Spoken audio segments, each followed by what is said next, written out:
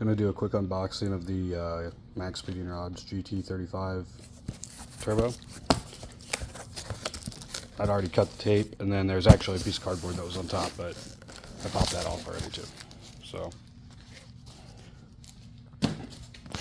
open it up, all in a bag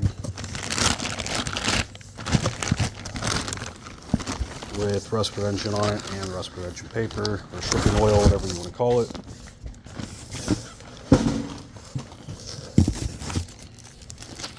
Box, you get, looks like all your gaskets, some books, and some stickers. We'll go through that here in a minute. More foam and another piece of cardboard on the bottom.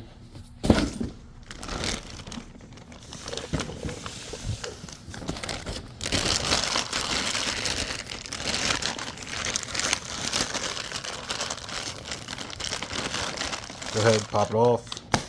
You got covers on both ports. Both have the Maxpeedingrods. Same with the embossed on the housing, but on the cover, really no play. At least not any more than any other new turbo I've ever felt, or even a good used turbo. You're gonna have a touch just because it's journal bearing and not ball bearings, but that's when the difference between like a $1,500 turbo and a $200 turbo. Spins good, really no noise.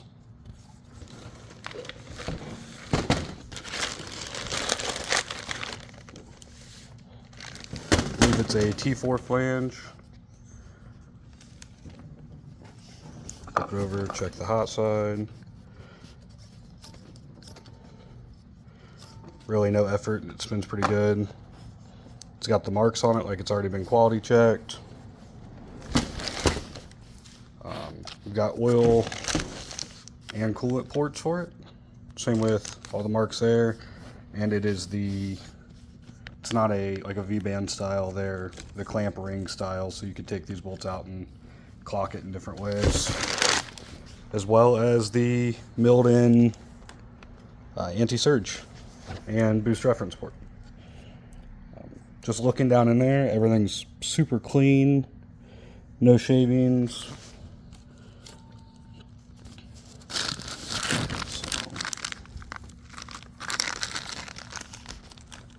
Machining's all pretty solid, it feels like.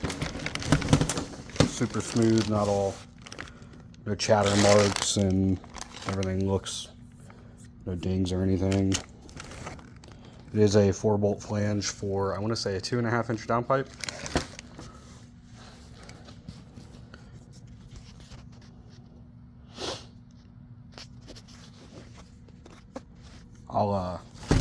I've got 2 of these, so when I pop the second one open, I'll do another one on that, and we'll just kind of compare the two to see if quality control is hit and miss or if it follows along the line. But everything I've read and everything I've heard, nobody seems to have any bad luck with these, so really good budget turbo.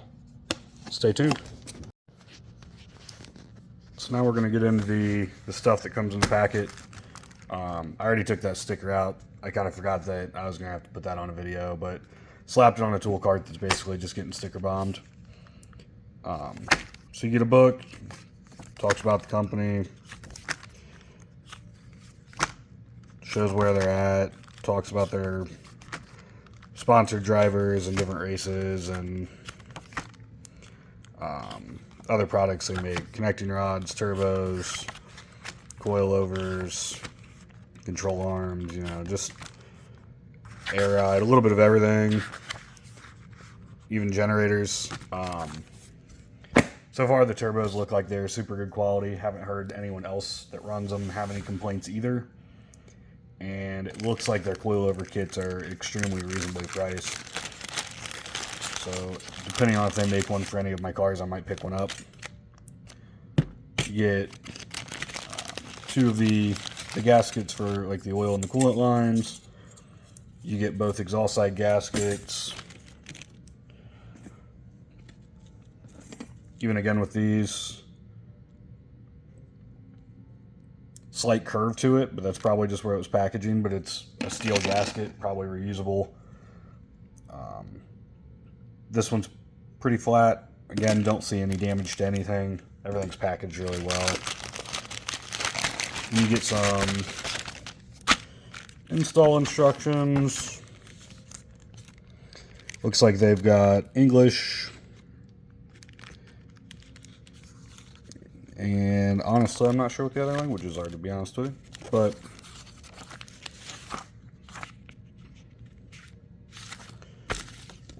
that to the side.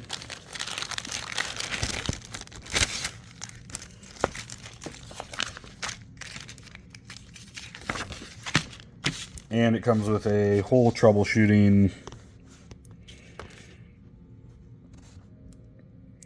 like if you have under power or under boost, then you can come over here, large exhaust, fuel injection failure, turbo bearing damage, compressor to intercooler is dirty, air filter dirty, valve guides. But they've got the whole chart for everything, and then even at the end it's got solutions for all the problems. So, you know, boom, I've got a leak from the turbine here. So, choking and carbon formation on the inside of the shell. Come over here, that's oil leak from the turbine. Change the oil or turbo shell. So, just a nice, quick little guide of, I'm having this problem, I need to look at this.